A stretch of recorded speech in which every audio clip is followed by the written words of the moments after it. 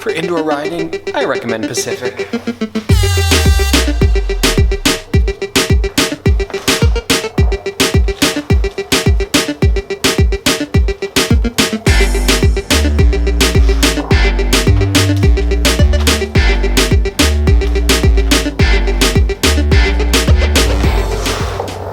Alright, so I've rolled past two big milestones this week. The first is that I rolled past 100 miles on my One Wheel Pint. The second is that I rolled past 100 subscribers on this channel. I want to talk about the things that those 2 feats have in common. For me, it boils down to 2 really simple elements. The first is your relationship to balance, and the second is your relationship to failure. So, in terms of failure, the thing that you need to understand is that failure is not a pejorative word. I've spent the last 15 years of my life teaching college. Specifically, I teach at art school, so I am teaching the next generations of creatives in this country, and one of the hardest things to help them understand is that they need to reorient themselves to the idea of failure. Failure just means that you're pushing the boundaries of what you are able to do and coming face to face with that limitation. If you're not pushing yourself, then you're not encountering failure. I had another fall today, actually. I've had 2 falls since the last video. One of them is really funny. I did not capture it on video, but I did capture the aftermath. Consider this a public service announcement. The pint plus mud is no good. I went on a ride this morning thinking I was gonna have this beautiful Monday morning float, and instead I had a Monday morning mudslide. I was riding under an overpass, and what looked like wet blacktop turned out to be blacktop with about 2 inches of perfectly silky smooth mud on it. I hit it going somewhere around 12 miles an hour, hit the mud, immediately started to lose control, and slid a good 10 to 15 feet on my back. Board slid on its backside, so it is all caked in mud. This is my first time falling and actually hitting the ground. Good news is I remember how to fall properly. I used to think that the walk of shame was the most embarrassing thing that you could do, walking back from a ride with a red lighted pint, looking like you've shit yourself on your one wheel. That's the real walk of shame. See, one of the things that people don't understand is that failure is not the opposite of success, it's part of it. The other thing that you need to change your orientation to is the idea of balance. Because look, balance is an act. It takes constant adjustment, tweaking, and refining in order to achieve balance. Balance is not a noun. It's not something you do once and then it's done. Having to figure out how to strike the balance between the 3 goals I have for this channel: authenticity, vulnerability, and usefulness has been really challenging. One of the hardest things that you can decide to be in this world is yourself. And you put a camera and a microphone into the mix, hearing the sound of your own voice, seeing all of the flaws that you see in the mirror magnified in HD is a humbling undertaking. And it is one of the things that has made progressing in this vlog incredibly challenging. It's one of the things that I struggle with over and over and over again. Lighting conditions in the gallery right now are kind of challenging, as is the echo, but I'm hoping that you're going to allow that to slide. I need to talk to you about some literal balance. People really responded to the helpful comments I gave about stance.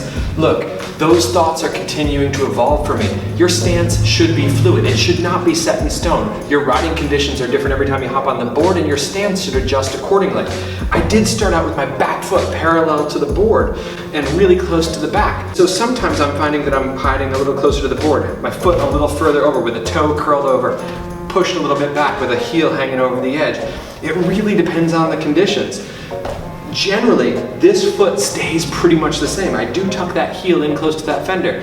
And the thing that stays unchanged is that the way to avoid the wobbles, even right now when I'm barely moving, is I push down on one toe and I sink in with this heel. So there's counter pressure. There's always a diagonal pressure running through the center of the wheel. A torsion effect is what you need, just like if you're riding a snowboard. That's how you carve edge to edge. So push down on this toe, down on this heel. If I want to switch to the other, down on this toe, on my left toe, and then balance that out by pressure on my heel. When I do that, I am rock solid, stable. I can go either direction, doesn't matter. I can move back and forth fluidly, confidently. The other thing that you're noticing is that the key to balancing on a one wheel is not letting your shoulder plane or your hip plane leave the center of the wheel. Your body mass needs to be centered over that wheel at all times.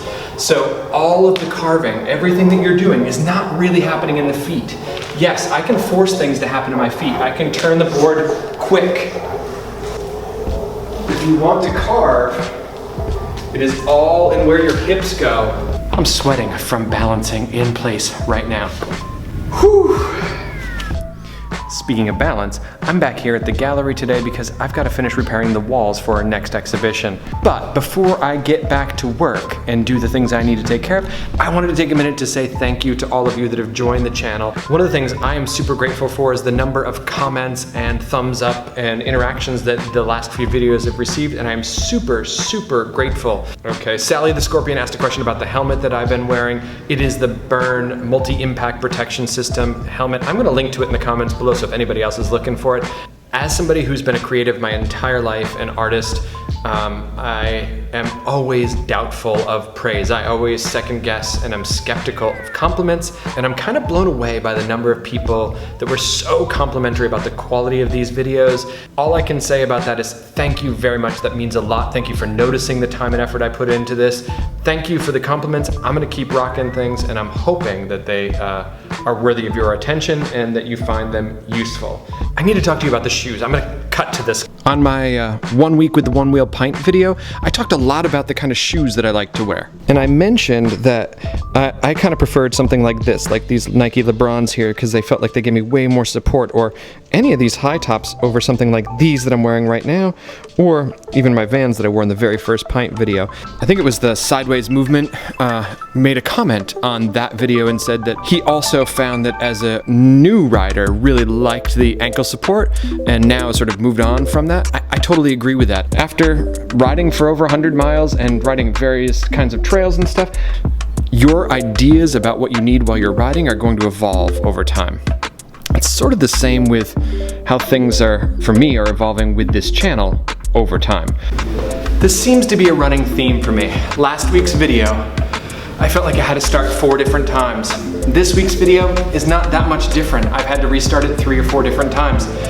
I think the thing is that you have to be so invested in the thing that you're trying to get better at that you're willing to push your comfort zone.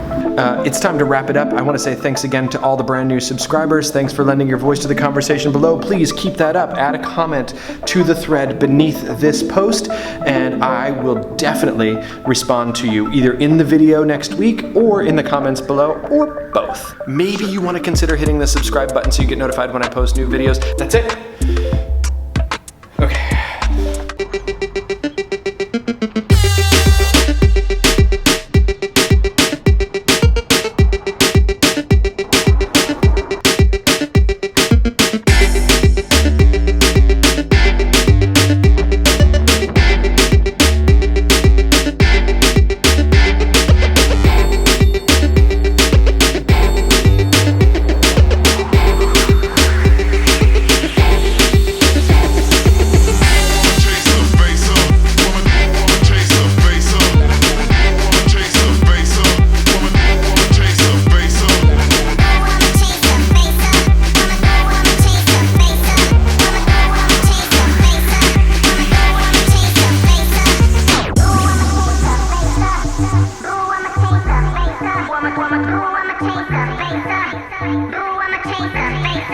Woman,